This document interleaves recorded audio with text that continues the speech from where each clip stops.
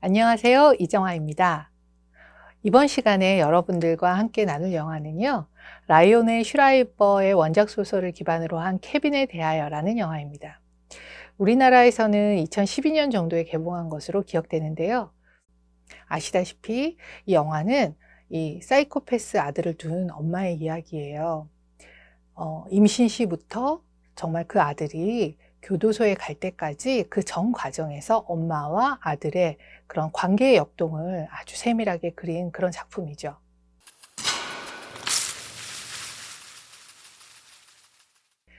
사실 이 영화를 통해서 여러 생각들을 많이 하셨고, 사실 이 사이코패스라는 그런 어떤 병에 대해서도 아마 주목하게 되셨을 텐데요.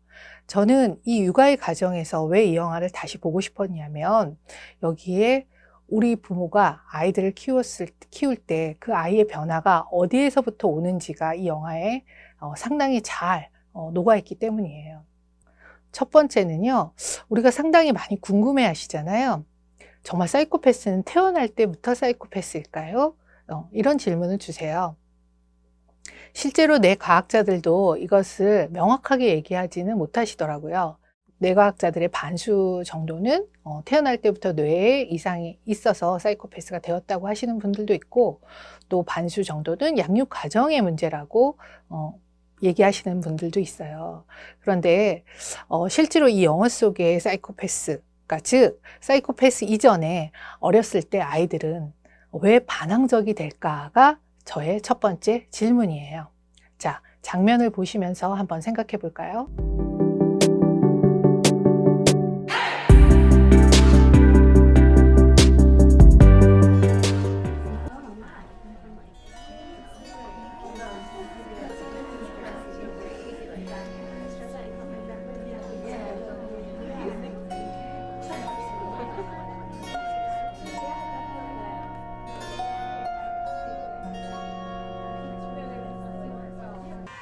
I don't like that. I don't like that. I don't like that. I don't like that. Mommy was happy before little Kevin came along. You know that? Now Mommy wakes up every morning and wishes she was in France.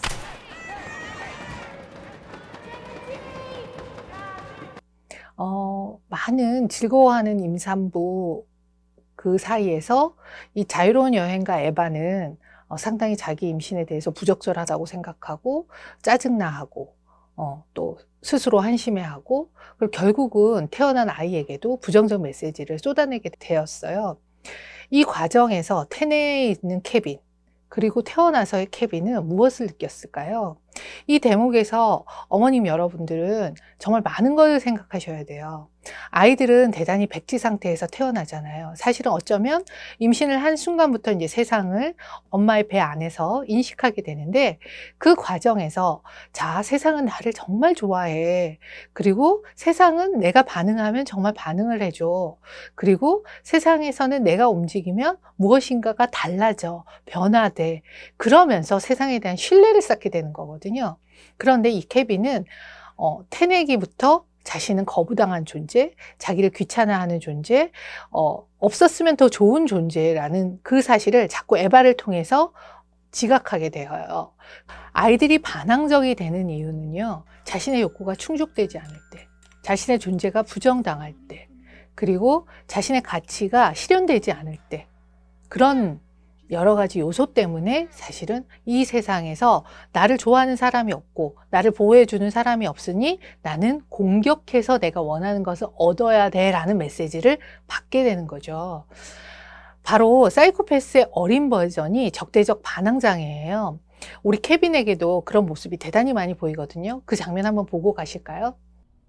Okay, let's work on our counting. What comes after 3? 9. What comes after 7? 71. 1, 2, 3, 4, 5, 6, 7, 8, 9, 10, 11, 12, 13, 14, 15, 16, 17, 18. Now come and quit.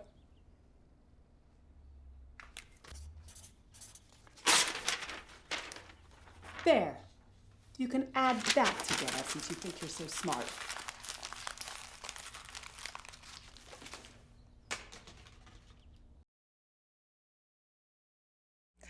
이 적대적 반항장애 아이들은요, 모든 사람에게 이런 행동을 보이진 않아요.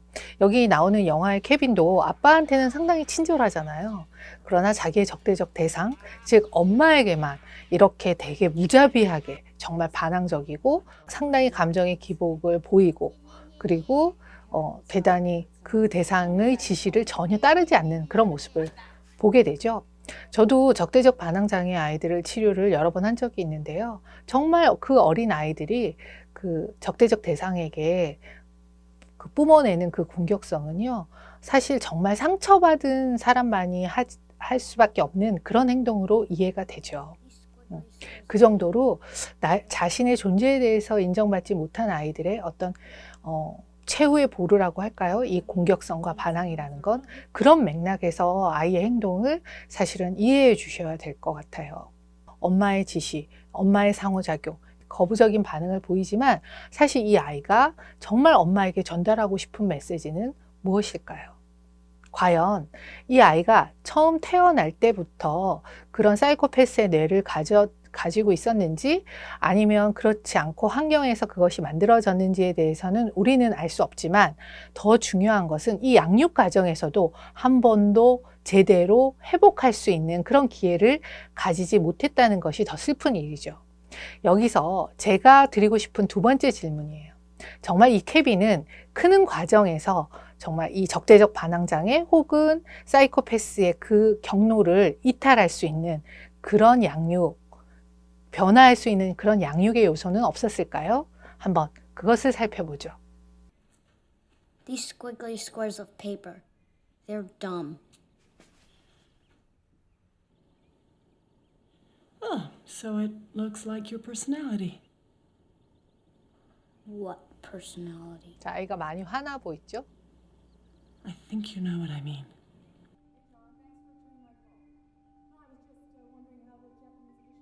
Kevin? Kevin?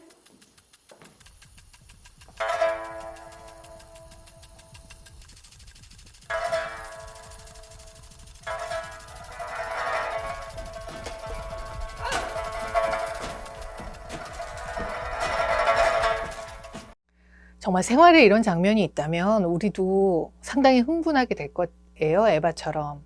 그런데 제가 아쉬웠던 점은 뭐냐면, 아까 처음부터 대단히 화나 있는 이 아이에게 에바는 한 번도 감정을 물어봐 주지 않았어요. 모든 아이들의 행동에는 목적이 있고요, 의도가 있잖아요.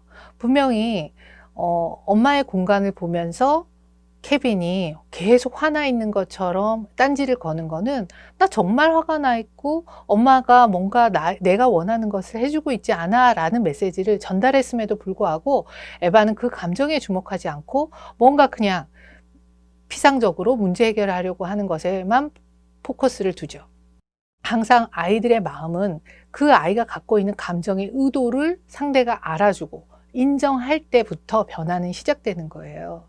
이 대목에서 케빈, 많이 화가 나 보이는구나. 무엇이 너를 그렇게 힘들게 하니? 엄마를 미워하는 감정은 정말 힘든 감정이야. 무엇이 너를 그렇게 화나게 만들었을까? 엄마가 어떻게 도와주면 좋을까를 정말 진심으로 물어봐 주었다면 케빈의 삶은 어떻게 변했을까요?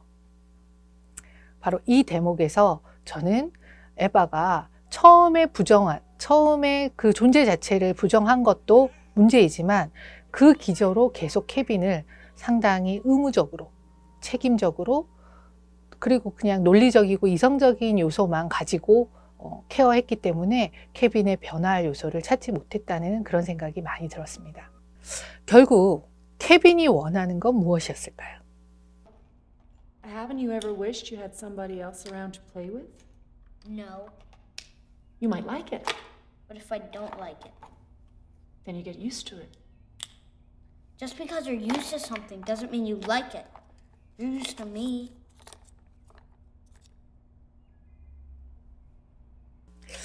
정말 우리 케빈은 정확하게 엄마의 감정을 읽고 있는 것 같아요. 이 장면만 봐도요. 결국 케빈이 이 대목에서 원하는 건 무엇이었을까요? 아니야, 난 너에게 익숙한 게 아니라 너를 진짜 좋아한다라는 말을 아마 간절히 원했을 거예요.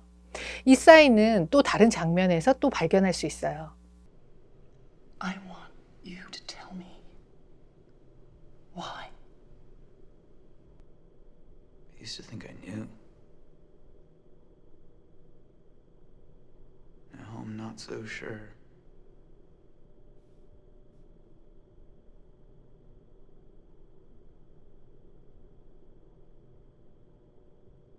Time's up. 정말 모든 사람의 이렇게 가슴이 쿵 내려앉는 대단히 유명한 이 마지막 장면인데요. 여기서도 사실 안다고 생각했는데 잘 모르겠어 라고 얘기하는 그 함축적인 의미가 무엇일까요? 결국 케빈은 이 짧은 시기 동안 태어나면서 지금까지 온전히 엄마를 향한 사실 사모곡을 대단히 공격적인 방식으로 부른 게 아닌가 하는 그런 생각이 들어요. 그 복수에, 애증의 복수에 모든 것을 건 정말 공허한 한 인간의 모습이 정말 케빈의 이 장면의 모습이 아닐까 하는 것 때문에 모든 분들이 마음이 아프셨을 텐데요. 결국 아이를 신뢰롭게 받아들이는 것, 그들이 세상을 안전하게 인지하는 것, 그리고 그 하나하나의 과정에서 그들의 변화, 실제로 정말 인간을 사랑하고 자신을 사랑할 수 있는 그 모티브를 제공하는 것은 결국 어쩌면 우리 부모의 역할이자 새로 탄생하는 아이에게 줘야 되는 선물이 아닐까 하는 그런 생각을 깊게 해볼 수 있는 영화였습니다. 이번 영상 어떠셨나요? 이거 보시면서 저보다 훨씬 많은 생각들을 하시게 된 분들이 많으실 텐데요. 그런 의견들을 댓글에 남겨주시면 우리 모두가 함께 공유해서 더 풍요롭게 이 영화를 즐길 수 있을 거라고 생각이 듭니다. 댓글 남겨주세요.